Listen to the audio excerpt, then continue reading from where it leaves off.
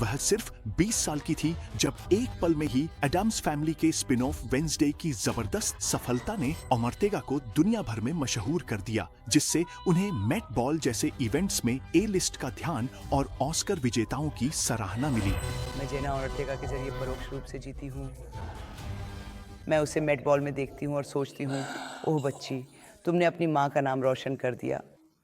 इतनी कम उम्र में अचानक मिली शोहरत की भी अपनी कीमत चुकानी पड़ सकती है।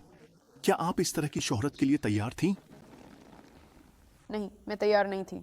मैं ऐसे किसी इंसान को जानना भी नहीं चाहूँगी जो तैयार हो। मुझे नहीं लगता कि ये कभी भी सामान्य होना चाहिए।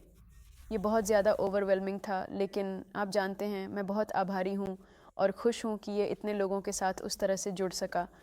अप्रत्याशित शोहरत उनकी सीरीज के दूसरे सीजन की कहानी में भी झलकती है। क्या ऑटोग्राफ मिलेगा? मैं अपना नाम सिर्फ खून से लिखती हूँ। मुझे इससे कम की उम्मीद नहीं थी। मैंने कभी नहीं कहा कि वह मेरा अपना खून है। इसमें काफी हद तक ओर्तेगा के अभिनय का योगदान है। हमें यहाँ भालू के जाल लगाने। मैं पहला सीरीज शायद दुनिया का सबसे बड़ा अंग्रेजी भाषा का ड्रामा बन गया। जब आप दूसरे सीजन के बारे में सोचते हैं तो क्या इस वजह से आप पर बहुत दबाव नहीं आता? नहीं, ऐसा नहीं है। सच में? नहीं, मुझे लगता है कि इसे अनुमति देना आसान है।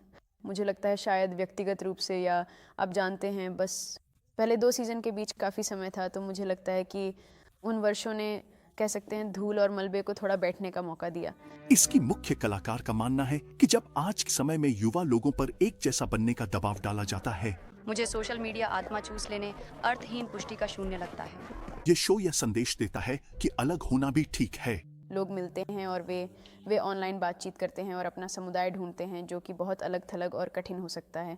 साथ ही अब किसी भी तरह की भेड़चाल में बह जाना बहुत आसान हो गया है। और हाँ, मुझे लगता है कि यह परिवार, ये युवाओं के लिए देखना बहुत ज़रूरी है। आप जानते हैं, अब पहले से कहीं ज़्यादा। उसकी ऑस्कर विजेता ऑन स्क्रीन मां को पूरा यकीन है कि उसकी ऑन स्क्रीन बेटी कम से कम उतनी ही सफल होने वाली है जितनी वह खुद हैं।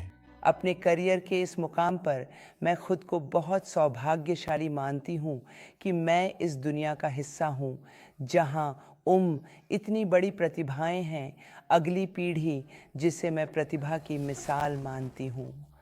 मुझे लगता है कि आपने अभी तो केवल हिमखंड की चोटी को छुआ है, जो आप जेना ओर्तेगा के बारे में देखने वाले हैं। अगर वेडनेसडे में उसकी सफलता को देखा जाए तो यह भविष्यवाणी करना बिल्कुल आसान है। ली जोमा जेम्बा, BBC न्यूज।